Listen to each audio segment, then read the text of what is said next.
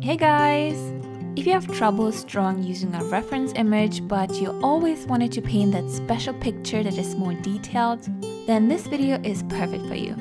Because in today's Art Journal Thursday episode, you will not only learn how to draw using a reference picture, but also how to paint beautiful water lilies using gouache. So let's start.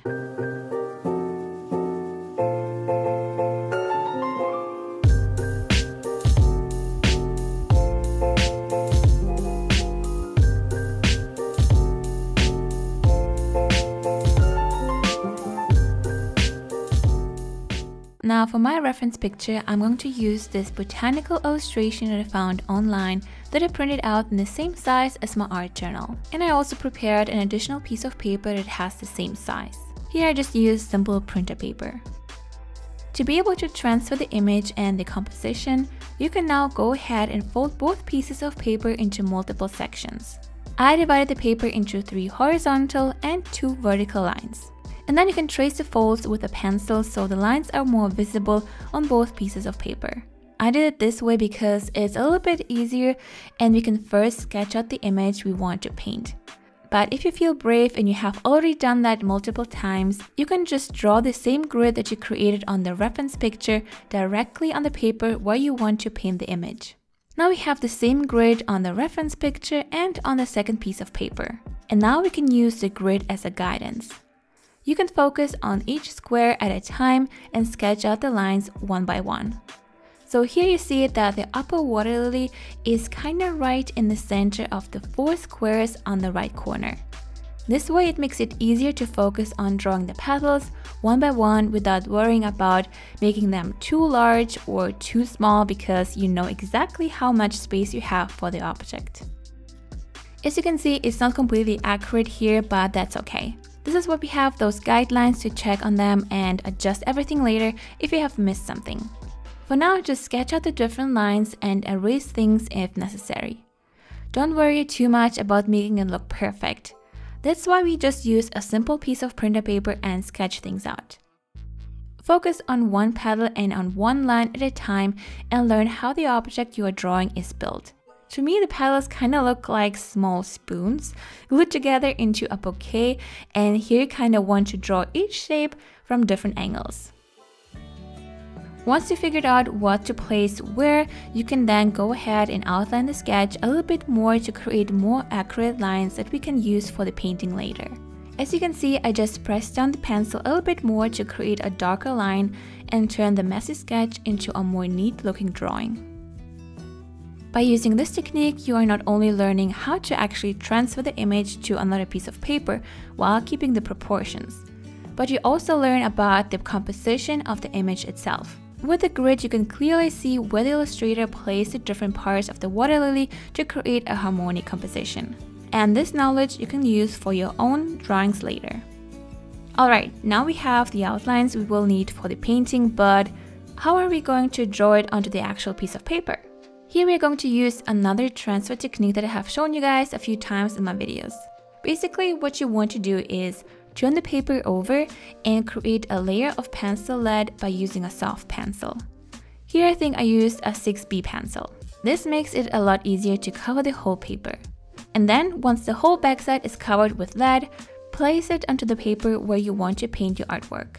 Take a harder pencil that is, for example, HB, and carefully outline the lines you created earlier without moving the paper, or otherwise you might draw the lines at the wrong spot. Now, we could have used the same technique on the reference picture immediately without sketching out the drawings first, but this way you would just copy it by tracing it and you wouldn't have really learned anything about composition, how the object is built, and you wouldn't have practiced sketching either.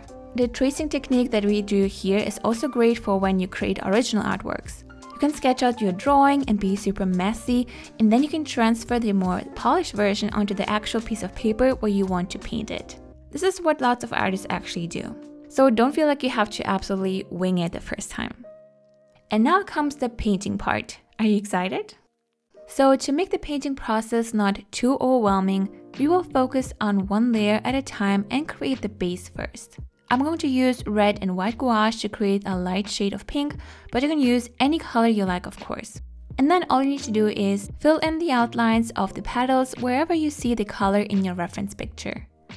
Remember that gouache looks differently when it dries, so lighter colors might turn darker and darker colors might turn lighter.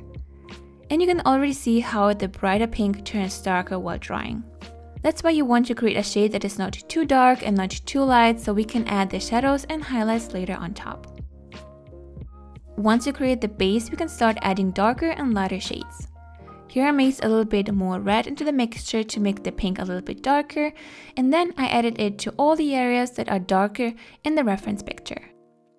The cool thing about traditional gouache is that you can reactivate it with water. So when you apply the darker shade, you can then clean the brush and carefully blend the darker shade into the lighter color while reactivating it a little bit. Make sure you don't use too much water or it might dry really weirdly. If you have difficulties with that, you can simply use the lighter shade on top of the dried area and then blend it into the darker color. The important part is to not stress too much. With gouache, you can really take your time and relax. If something looks off, you can paint over it or you can reactivate the paint to fix it until you're happy with the result. Once I added the shadows, I did the same with the highlights. I mixed a little bit more white into the base color and blended it into all the areas where I saw the lighter color in the reference picture. This is slightly like painting by numbers, but without the numbers. And then I repeat the same steps on the other water lily. Pay attention to the reference picture to really see where to place the shadows and the highlights. But it's also not just about copying the reference picture. It's also about learning where to place the shadows and highlights to create depth. You will notice that some areas are darker because they are either slightly covered or because of the shape, and some areas are a little bit closer to the light, so they are brighter. Alright, while the first layers of the petals are drying, we can go ahead and paint the green leaves in the background. Here we'll be mixing a warm yellow with ultramarine to create this warm green. And to make it brighter, I mixed in some white gouache. Now all you want to do for now is to cover all the areas with the paint that are going to be green. Here I kinda had troubles figuring out the right amount of water and paint because I think I used a little bit too much paint and too little water, but that's okay, I'm still learning. Now to create depth, I'm going to mix in a little bit more white gouache into the mixture and add the shade on top of the area around the center of the leaf. Next, I mixed in a little bit more blue and yellow into the mixture to make it darker again. And now we can blend the shade into the brighter area starting from the center. As you can see, I leave out some of the base color to create brighter lines in between to create base for the veins. From here you can either add more lighter or darker shades the same way to make the leaves even more three-dimensional. Don't worry if you have troubles creating the right shade. It took me some time to figure out how to blend it properly, what shade will make it even more three-dimensional. Just keep experimenting and playing around with the paint. Once the paint has dried, we can add even more details. Here I used a thin brush again and applied bright and darker lines of the same green shades to create the pattern of the green leaves around the water lilies.